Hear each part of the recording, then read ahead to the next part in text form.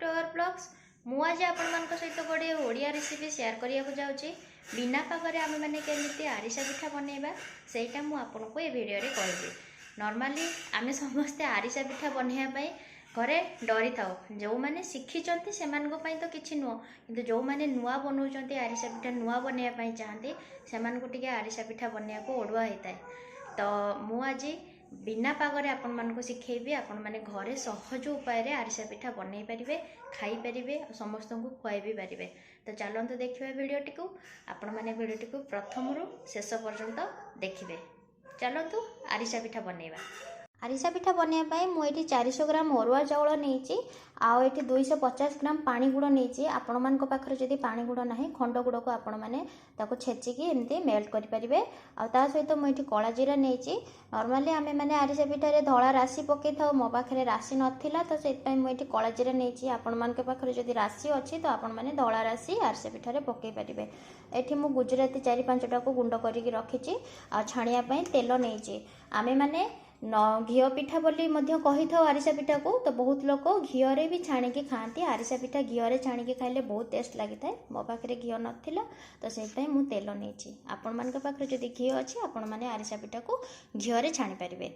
तो आग आम प्रथम कौन करिया, चाउल को भल भाव में धोईकी गोटे घंटा बोतल रखीदबा। देखो तो ये आमर अरुआ चाउल ये बतुरी गोटे घंटा हो गला। आम ए चाउलटी को भल भाव में धोईदबा। 3-4 थर भल से धोइबे। धोईकी या छाणिकी बाहर करदबा। तो मु चाउल को 3-4 थर भल से धोई देकी एमती गोटे कणा बेलारे रखीदे पानी को भल कि निगाड़ी दबा। आपण मान पाखरे जदि बड़ छणा थिबो, चाहा छणा जदि बड़ थिबो ताले आपण सेथिरे भी आपण पानी को भल कि निगाड़ी देबे। प्रथमे पानी को भल कि बाहर करदेबे। चाउल छाणीबार 15 मिनिट पर आपड़ एमती गोटे कटन कपड़ा फैन तले रखिकिना चाउल को एमती कपड़ा पर मेलेकी रखिदेवे। ठीक 15 मिनिट 20 मिनिट आप गलापर आप हाथ में चेक करेंगे। देखिए चाउल जी पानी थी सब कपड़ा सक कर जापर आपण मैंने चाउल को भल भाव में फाइन गुंड करदे। देखो तो ये आमर ये चाउल सुखेबार 15 मिनिट हो गला। चाउल भल भाव में सुखी गला। एबे आम ये चाउल को ग्राइंडर में भल भाव में यार फाइन पाउडर बाहर करदबा। तो मुझे गुंड बाहर कर देची चाउल गुंड आपको भल भाव में चलैकी या देहरु पाउडर बाहर करदेवे। खदड़ा अंश चेष्टा करेंगे आपण मैंने कम रु कम बाहर करने कहीं खदड़ा अंश जब अधिका रही ताले आमर सेपटे चूनार क्वांटिटी कमिज। कहीं आम चाउल 400 ग्राम नहीं। तो खदड़ा अंश जब आपण मानकर एमती रहीगला ताले आपण आउ टिके हल्का पानी देकी आपको ग्राइंडिंग करके देहरु पाउडर बाहर करदेवे। तो देखंतु चाउल को आम भल कि गुंड करके तार चूना बाहर करदेले। एबे आम या देहरे मु जो रखी थी कला जीरा ताकू देवी। आउ ये जो गुजराती को गुंड करके रखी थी ताकू भी या देहरे पकेबी। आपको भल कि आग मिसई दबा हाथ रे।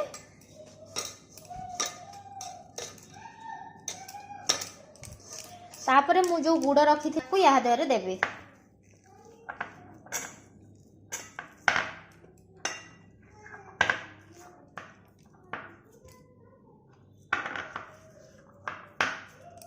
आपण माने गुड़ आ चाउलर मापटी को भल से रखिए। कहीं आरिसा पिठारे मेन होची सेटा चाउल आ गुड़र मापटा भल से मेजरमेंट ठीक रहिबे। ठीक रहिले ही आपण माने भल से करि परिबे आरिसा पिठा। नहले पिठा भांगी जिवो, पिठा हबनी, तेल रे छाड़ी छाड़ी होई जिवो। तो चाउलर माप गुड़र मापटी को आपण ठीक रखिए। 400 ग्राम चाउल को 250 ग्राम गुड़ नेबे। तापरे देखंतु मु एटा को केमती एमती चकुटुची हाथ रे। आपण माने तापरे गुड़ को चूना सहित भल भाव में मिसेइबे। भल भाव में हाथ रे एमती ताकू माखी माखी देबे।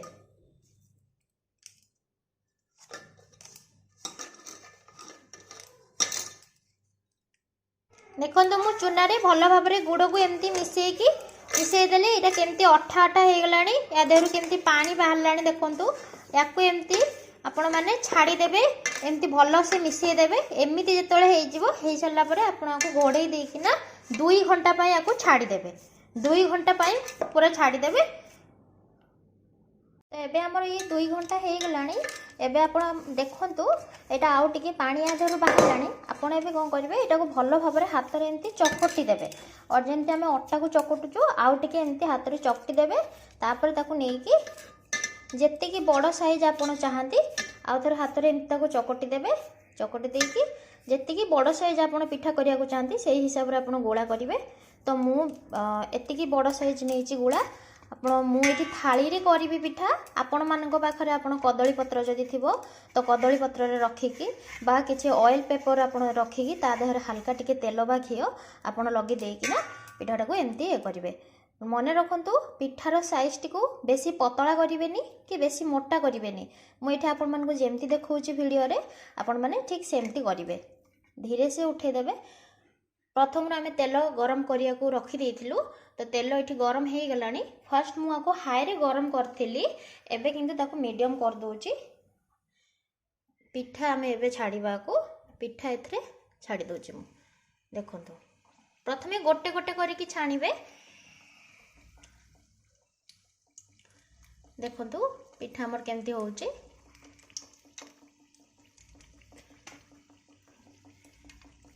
गोटे पट गोटे रु 1.5 मिनिट पर्यंत हबो। तापर आपण ताको उल्टे देबे।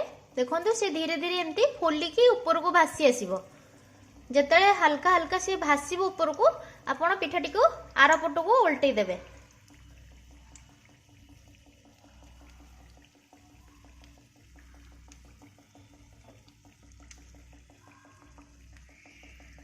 डेढ़ मिनिट हो गला। मुझे आपको आर पट को हल्का हाथ रे उल्टे देवी। हल्के की उल्टे देवे। गैस को फ्लेम टाको आपण एमती धीरे से रखिथिबे। बेसी बढ़े की रखिबेनी नले पिठा खोली हो जिवो।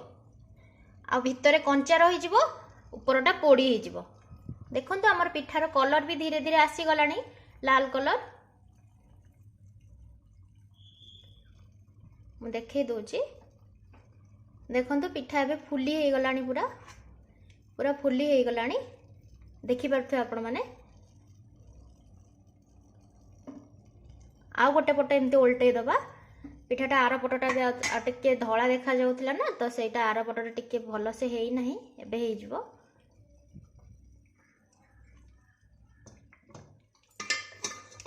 आ गोटे पिठा आपण मानकू देखै दउची करिकी। प्रथमे आपण गोलाटी को भलो से एमती हाथ रे नेबे। जेते बड़ साइज आपण चाहती बा छोटो साइज पिठा करिया को चाहती तो गोला को एमती हाथ रे 2-4 थर एमती चकटी देबे भलो की। तापरे कदली पत्र बा ऑयल पेपर बा जदि आपण पाखरे नाही तो थाली मु जेमती थाली रे तेल टिके देकी बा घियो टिके देकी आपण एमती करिवे। पिठार बेसी ताकू पतला करिवेनी कि बेसी मोटा रखिवेनी। मु जेमिति देखौची आपण माने देखंतु सेमिति देखंतु। या गोटे पिठा मु एठी पकेली। एटा हमर हेई गलानी। एटा को हमें हल्के की बाहर कर दबा। किछि चामच फामच रे आको दबेबा दरकार नहीं। एमती रखी देबे साइड रे तेल छाड़ी हे जिवो। आ गोटे पिठा हमर ए साइड रे ही होउची देखंतु। आको धीरे की गोटे जगह को बाहर कर देबे।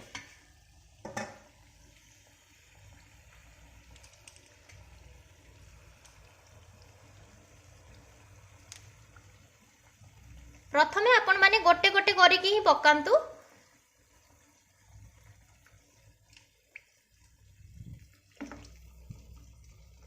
देखो दे केंती धीरे धीरे फुलुची ऊपर केंती फुली गलानी धीरे धीरे। ये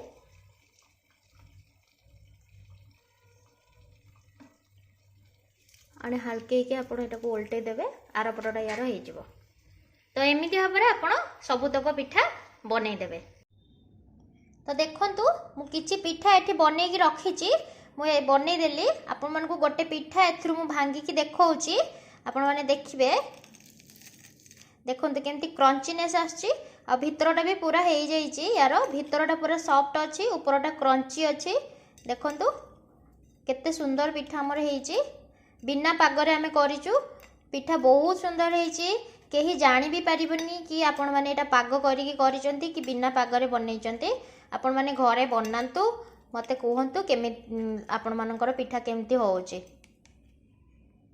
तो फ्रेंड्स केमिति लागिला आपन को ए वीडियोटी। जदि आपन को ए वीडियोटी भलो लागिला ताहले आपण मो चैनल को लाइक करिवे सब्सक्राइब करिवे आ बहुत रु बहुत अधिका शेयर करिवे। घरे निश्चित भाव में एमिति गुड़ आरिसा बनै की खांतु। बिना पागरे आपण माने सहज उपाय रे बनै परिवे।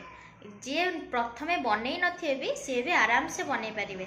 बास आपण चाउल और गुड़र माप को ठीक करके नेबे आ भल भाव में जमी जमी वीडियो कहली सेमती पिठाटी को बनइबे। तो पिठा बनातु खातु समस्त को खुआतु केमिति लागिला मते कमेंट रे निश्चित भाव में जनइबे। रहुची पुणी देखा नेक्स्ट वीडियो रे। नमस्कार, जय जगन्नाथ।